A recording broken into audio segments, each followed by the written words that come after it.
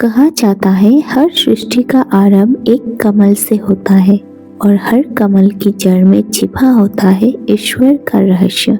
क्या आप जानते हैं कि वो कौन सा ग्रंथ है जो भगवान विष्णु की नाभि से निकले कमल की कथा बताता है, जहाँ से ब्रह्मा प्रकट हुए, जहाँ से धर्म, कर्म और भक्ति की शुरुआत हुई?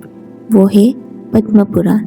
ये कोई साधारण कथा नहीं, ये ब्रह्मांड के भीतर छिपे उस कमल ज्ञान की कहानी है, जहाँ हर पंखुड़ी एक लोक, एक सत्य और एक रहस्य है। पद्म पुराण पुराणों का दूसरा सबसे बड़ा ग्रंथ है, जिसे स्वयं भगवान विष्णु की वाणी माना गया है। इसमें सृष्टि की उत्पत्ति, धर्म, तीर्थ, भक्ति और मोक्ष का गूढ़ ज्ञान छिपा है।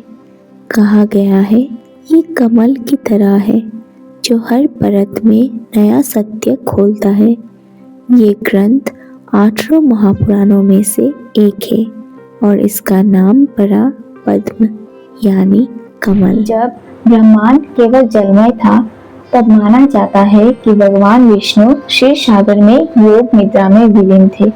उनकी नाभि से एक विशाल कमल प्रकट हुआ और उस कमल पर प्रकट हुए ब्रह्मा जी। वहीं से आरंभ हुआ सृष्टि का चक्र। ये कमल केवल फूल नहीं बल्कि ज्ञान का प्रतीक था। ब्रह्मा ने जब उस कमल पर ध्यान दिया तो उन्हें विष्णु का दर्शन हुआ। विष्णु ने कहा, हे ब्रह्मा, सृष्टि रचो, ये तुम्हारा धर्म है। और तभी पंचतत्व प्रकट हुए, पृथ्वी, जल, अग्नि, वायु और आकाश। इनसे संसार बना और हर दिशा में जीवन का विस्तार हुआ। पद्म पुराण में कहा गया है कि धर्म 4 पैरों पर आश्रित है: सत्य, दया, तप और दान। जब ये चारों संतुलित रहते हैं तभी पृथ्वी पर शांति बनी रहती है, पर जब इनमें से कोई एक गिरता है तब कलयुग का अंधकार फैलता है। पद्म पुराण में लगभग 70,000 श्लोक है, जिनमें भारत के पवित्र स्थलों का वर्णन है। काशी, प्रयाग, बद्रीनाथ, पुष्कर और जगन्नाथ धाम तक। कहा गया है तीर्थ केवल स्थान नहीं, वो ऐसे ऊर्जा केंद्र है जहाँ देवता स्वयं निवास करते हैं। एक बार देवी लक्ष्मी ने विष्णु से पूछा, प्रभु, ये संसार क्यों बनाते हो जब सब नश्वर है? विष्णु मुस्कुराए और बोले, क्योंकि हर सृष्टि, हर विनाश के पीछे प्रेम छिपा है। मैं सृजन इसलिए करता हूँ ताकि आत्माएं पुनः मुझ में विलीन हो सके। यही पद्म पुराण का रहस्य है। सृष्टि प्रेम की लीला है। ब्रह्मा ने सृष्टि रची तो उनके पसीनों से असुर उत्पन्न हुए, जो अहंकार और अज्ञान के प्रतीक थे। देवता और असुर दोनों एक ही स्रोत से निकले, पर दिशा अलग थी।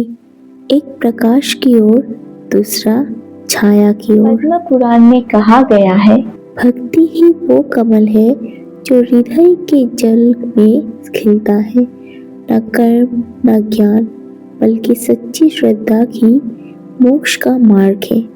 जो मनुष्य अपने भीतर के विष्णु को पहचान लेता है, वह संसार से ऊपर उठ जाता है। पद्म पुराण में 4 युगों का विस्तार में वर्णन है। सतयुग में धर्म संपूर्ण था, त्रेतायुग में थोड़ा घटा, द्वापर में आधा रह गया और कलयुग में केवल 25%। पर विष्णु कहते हैं, जब जब धर्म घटेगा मैं अवतार लूंगा।